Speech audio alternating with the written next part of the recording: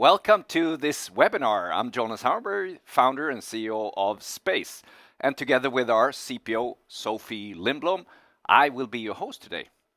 We're super happy that you tuned in, and I hope that you both will enjoy and get some valuable learnings. But first, the practical things. We're streaming through Vimeo inside a space. At the bottom left, you'll find a small menu where you can see the chat icon. We hope that if you have any kind of questions, you can just type them in there. Me and Sophie, we will have laser focus here in the camera and on the screen, while we have a team ready to answer any questions that you might have. Please note that your name will be visible in the chat. So if you want to stay fully anonymous, then you can always send us an email after the webinar on hi@space.com.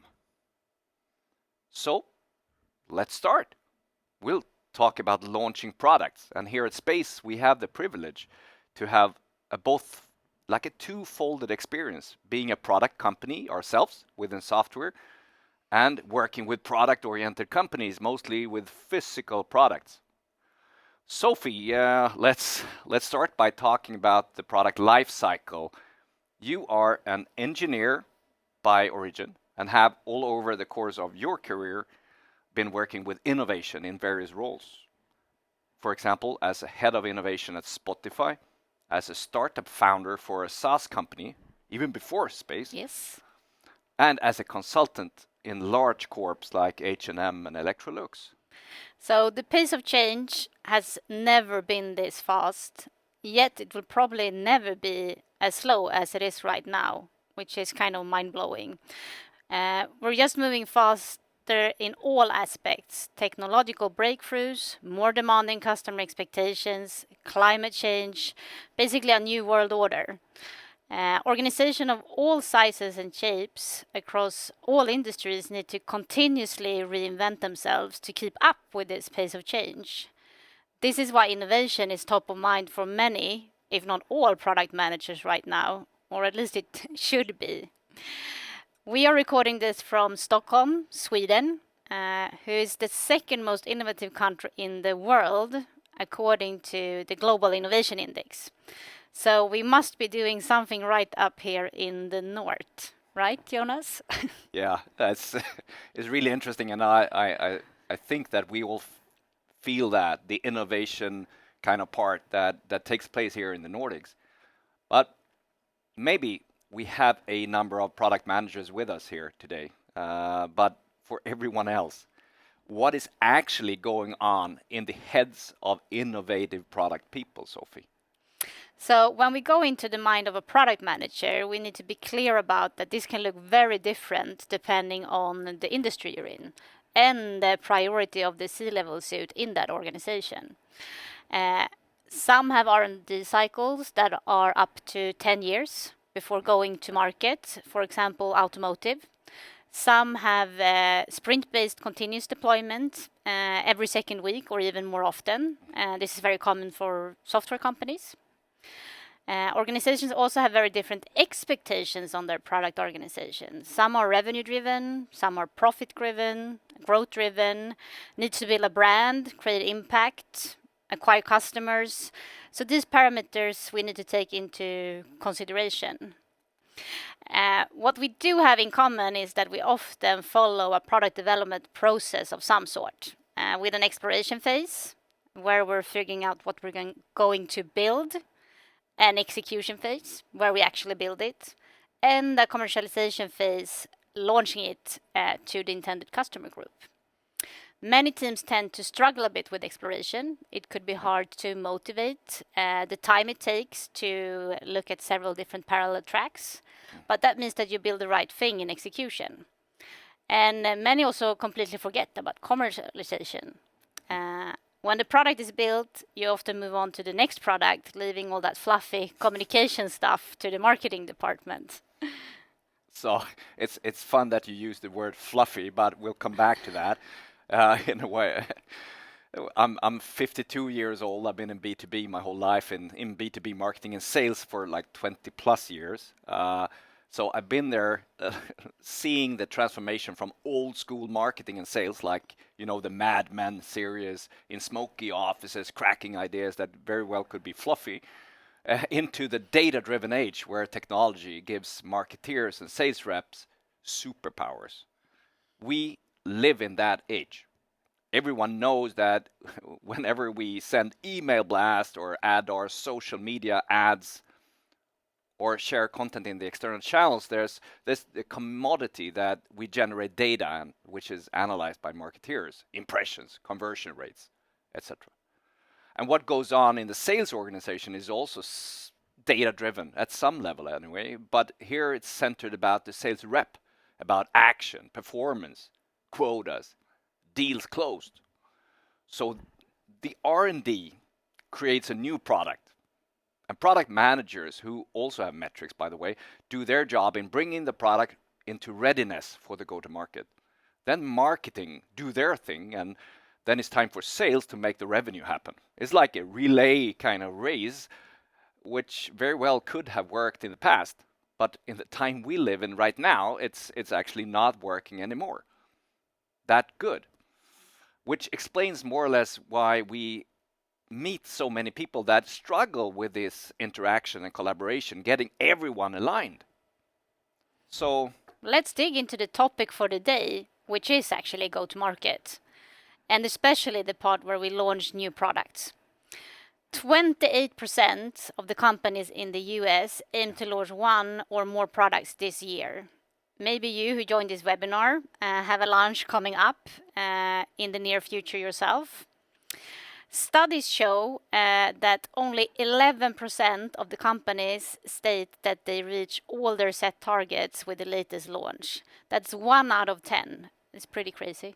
That's pretty crazy, right? And we have made some in-depth interviews and surveys with 100 plus companies selling physical products.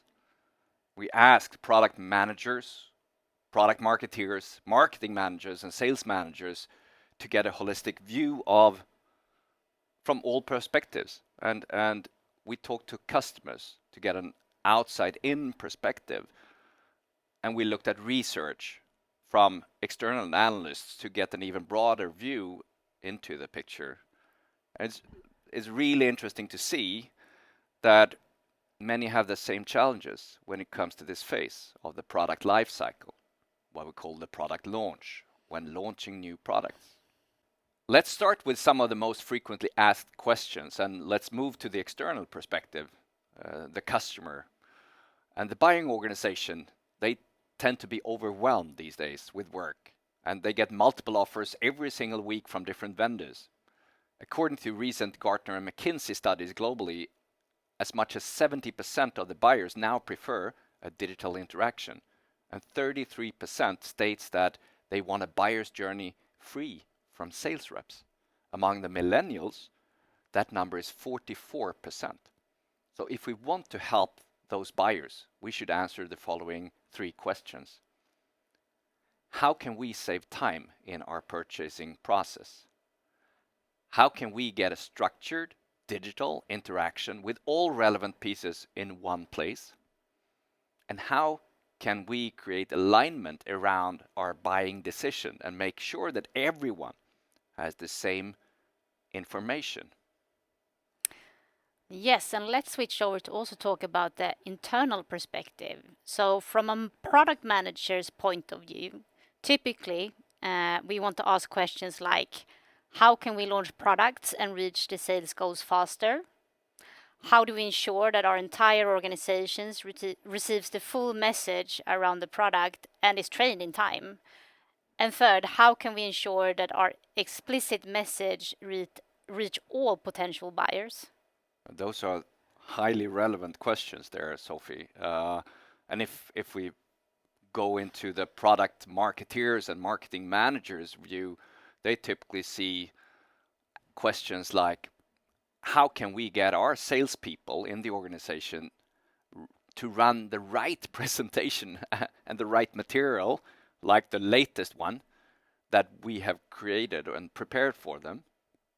And 2, how can we on an overall level know what material that is actually interesting and relevant for customers in the whole sales process, so that we can make more of that content that matters. And if we move to the head of the sales manager, their questions are around how can we get through the noise and shine brighter than our competitors? And of course, how can we further increase the productivity in our sales force? So on a high level, we could illustrate whatever is going on in the product launch process with this kind of illustration. So the product is over there, and we use a lot of effort to really spend money to get traction in the external part, which is more or less LinkedIn, social, and a lot of email blasts, webinars, maybe go to an exhibition of any kind to get into the head of the buyers. But very often they tend to miss one single piece, which is the biggest channel of them all, the sales organization.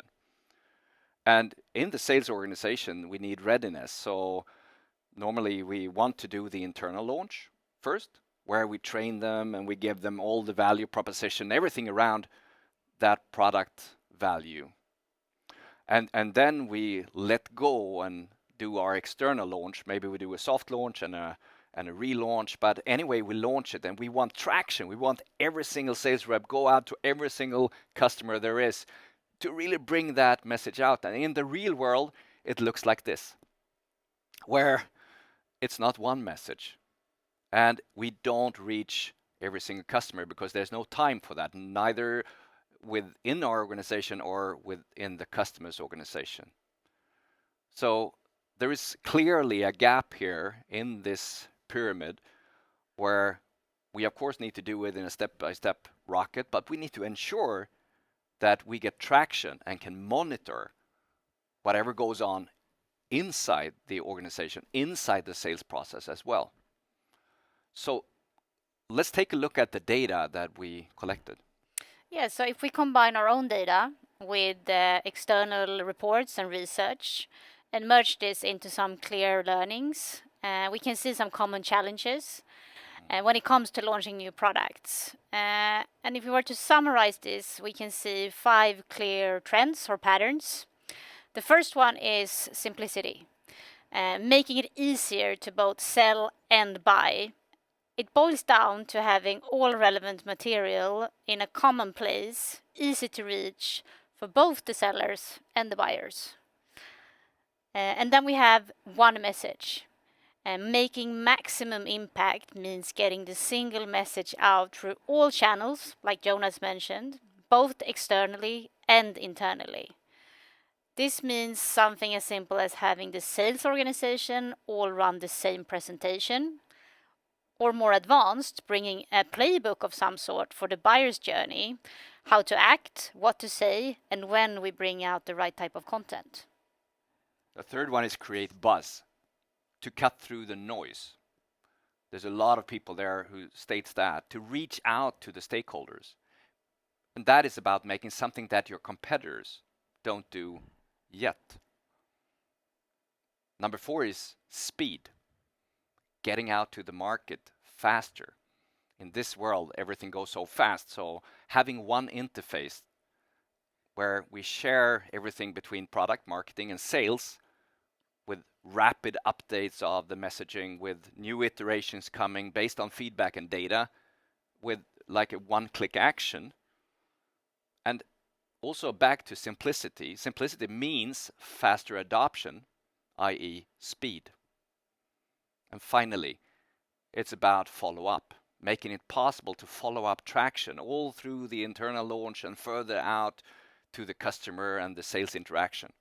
Bringing those learnings back to the product and marketing teams to get an even better next launch. Yes. So Jonas, we've just been through our own go-to-market process. Do you recognize any of these challenges that we just listed? Yeah, for sure I do. And we have the same challenges as everyone, I think. And we right now, as you said, we have been through our latest go-to-market strategy rework, the third iteration of that one in our lifetime. As a part of this, we have reflected a lot about different agendas, different targets, different incentives, different philosophies, and more or less, product is about functions, features, and adoption. Marketing is about impression, conversion rates, and sales is about deals, closing rates, etc.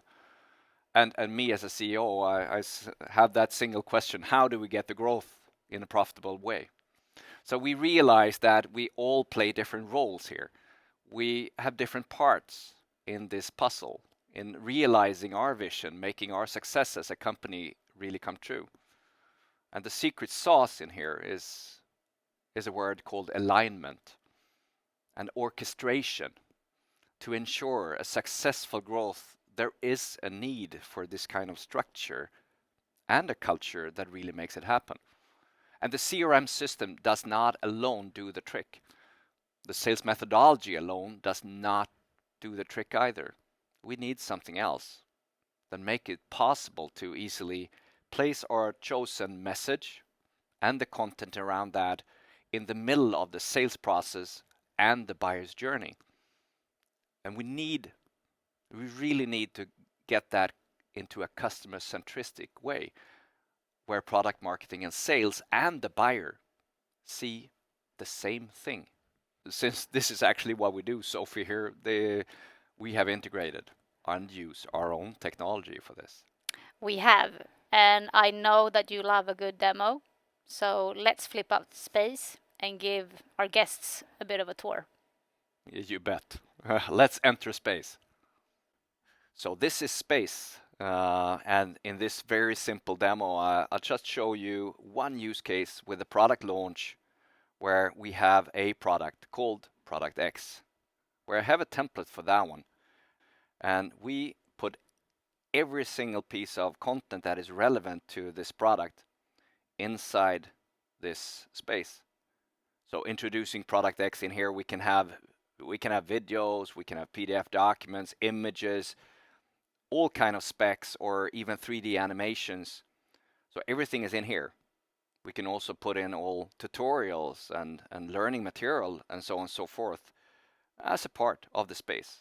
So in here, anyone can at any time just open up the material and get back to it. The design of this is completely free for you to create within. It's as easy as this. It's like Wix, Shopify, or Squarespace, where you simply add text, image and text, carousels, heroes, or video, or even web content, where you can bring in more or less anything into the space. It's like a drag and drop kind of experience.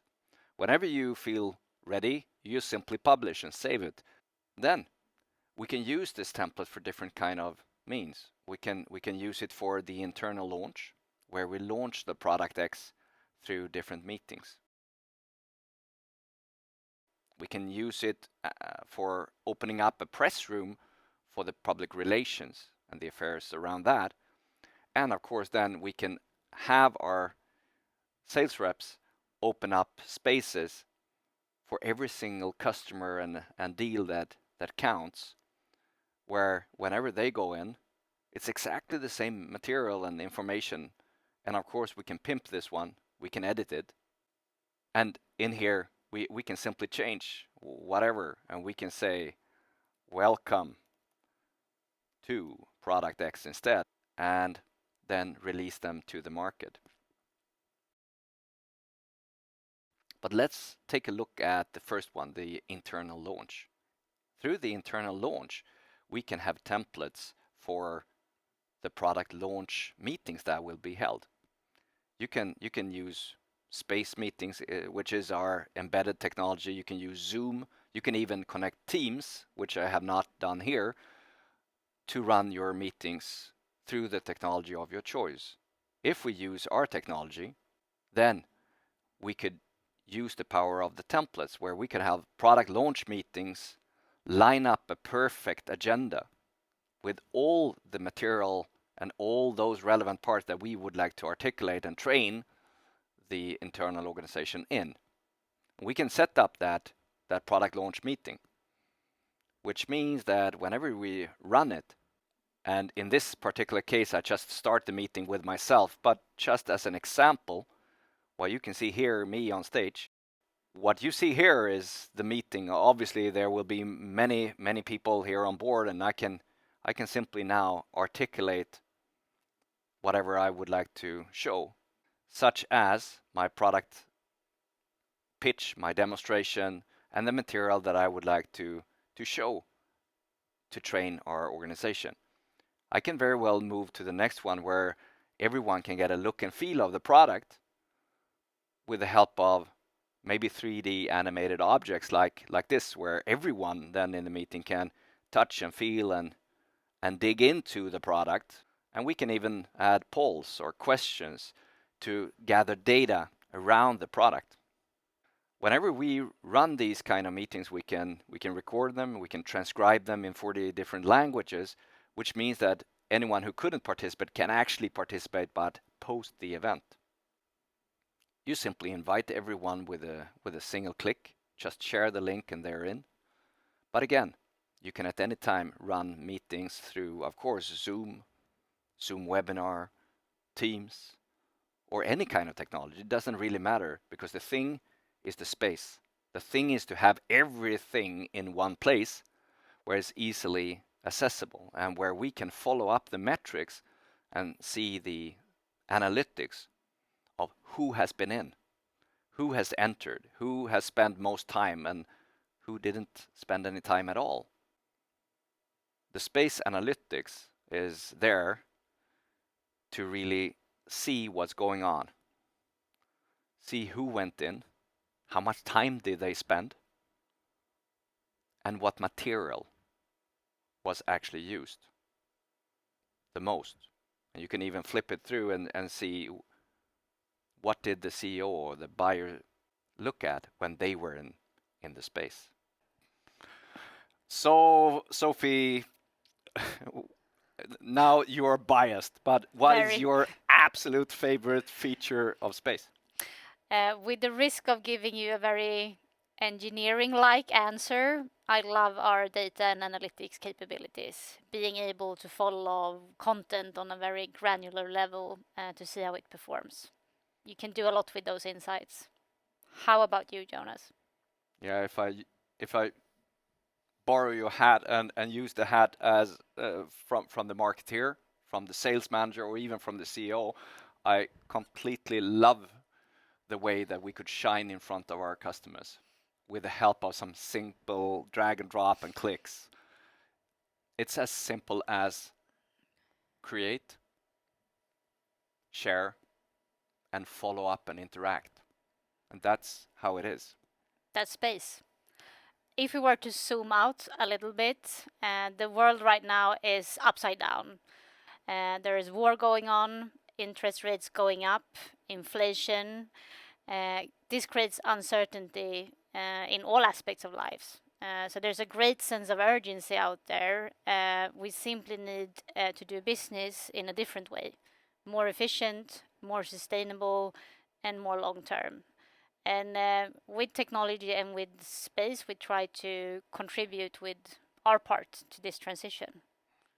We believe that with the help of technology, people like you and others can get superpowers, no matter if you're product managers, marketeers, product marketeers, marketing managers, sales managers, or if you're a buyer out there buying from someone who uses Space. We believe that those superpowers will make your life a little easier. Yeah, and we are very early on our journey, so we love feedback and we love to talk to you. If you think this sounds interesting, you can reach us or anyone in the Space team. You can reach Sophie at this email address down here, or me on this one as well. And if you have any kind of ideas or any kind of questions, do not hesitate to just contact us, or go to space.com, spce.com, and click the button to book a demo. That could be 100% focusing on your business and your needs. So from us to you, I think that was it. And thank you very much. Yes, thanks for tuning in. And thank you for this time together. And see you. Bye-bye. Bye bye. Bye-bye.